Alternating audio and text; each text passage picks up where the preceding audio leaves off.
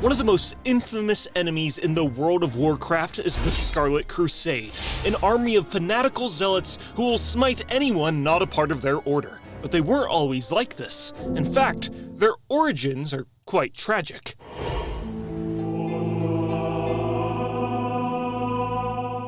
During the Second War on Azeroth, the elite order of paladins called the Knights of the Silver Hand were formed.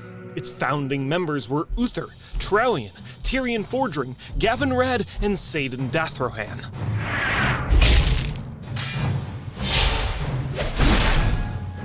During the war, the Knights of the Silver Hand battled the orcs and healed the wounded with their holy magic. And in the end, the Alliance won the Second War. But the Third War, well, the Third War is when the Knights of the Silver Hand's faith would truly be tested.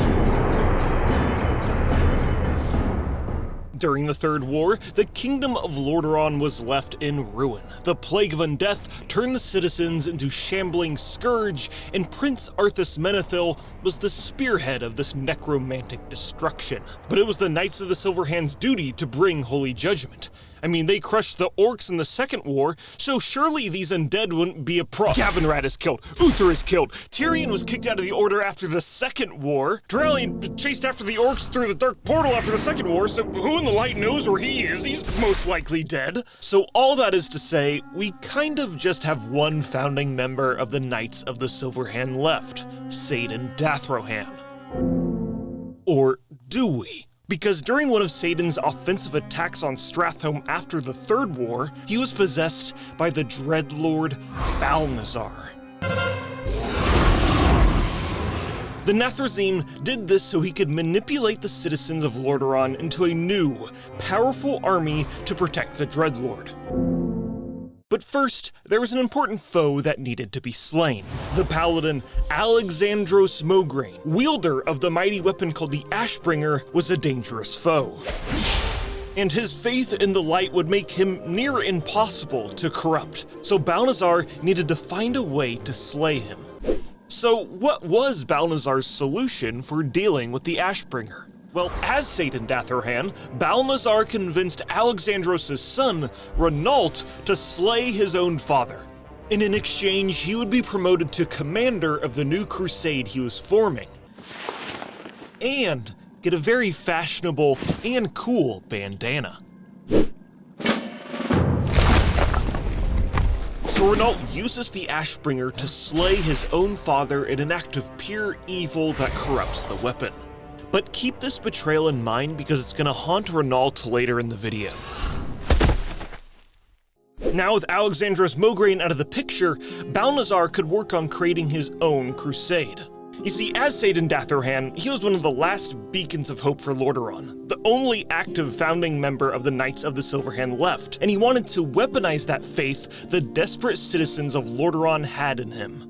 He preached to the citizens of Lordaeron the threat of outsiders, human, undead, or otherwise, who could be spreading the Plague of Undeath, and any who do not fight directly under the banner of his new Scarlet Crusade would be smited with holy fervor. Or is it smitten, or smoted? Look, they need to be destroyed, okay? Some people didn't agree with Saidan's extreme opinions and generally just thought he was a bit suspicious, and left to go make the Argent Dawn instead. The Argent Dawn is similar to the Crusade, except they only care about fighting the Scourge, not literally everyone else. Meanwhile, in the ruins of Lordaeron, the Lich King lost control of the Forsaken, giving them free will. But do you think the Scarlet Crusade actually cared? Of course not. They're still zombies that eat people and are creating a new plague and control the ruins of Lordaeron, so they need to be purged. But the unfortunate thing for the Scarlet Crusade is that this marks the start of Classic WoW. And from here on out, the Scarlet Crusade is going to get their light-worshipping butts kicked by us, the heroes of Azeroth.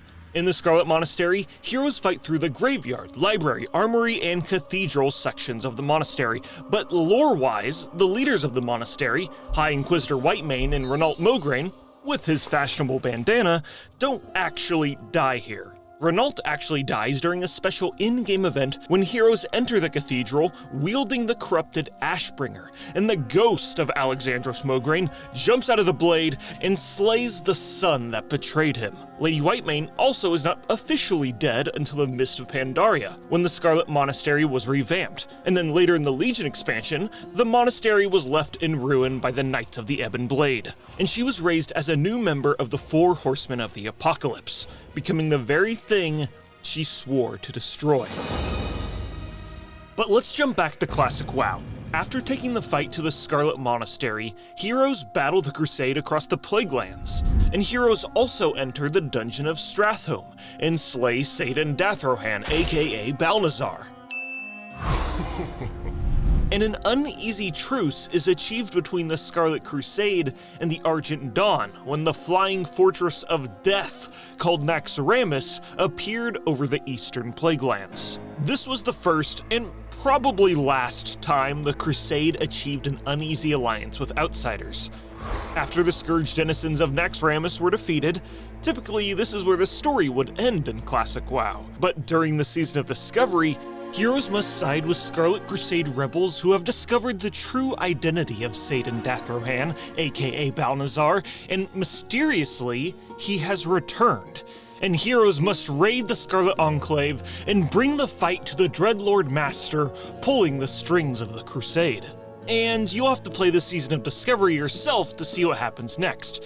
You see, the lore added in the Season of Discovery is meant to be, well, discovered. But we do know at the start of the Wrath of the Lich King expansion, the Scarlet Enclave is controlled by loyal Crusade members.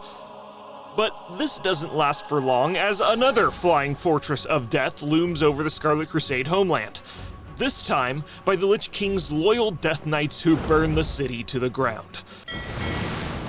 But no worries, a splinter group of the Crusade, called the Scarlet Onslaught, travels to Northrend to dispense more holy justice against the Scourge and any who oppose them, except somehow, someway, another Dreadlord, Mal'Ganis, infiltrates their organization, and that combined with us, the heroes, beating them up, kind of ruins the Scarlet Onslaught's plans. So throughout Warcraft history, the Scarlet Crusade has been defeated over and over again, but even to this day, they still haven't given up. More recently, the Scarlet Crusade conducted a brutal attack against the Forsaken in Silverpine, and also took control over the city of Gilneas, for a brief moment in time, only for the Gilneans and the Forsaken to team up and take back the city for its original owners.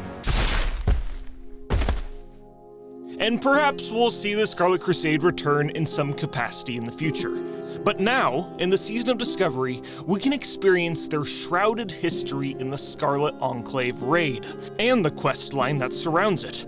And who knows what new lore we'll discover and the secrets they keep.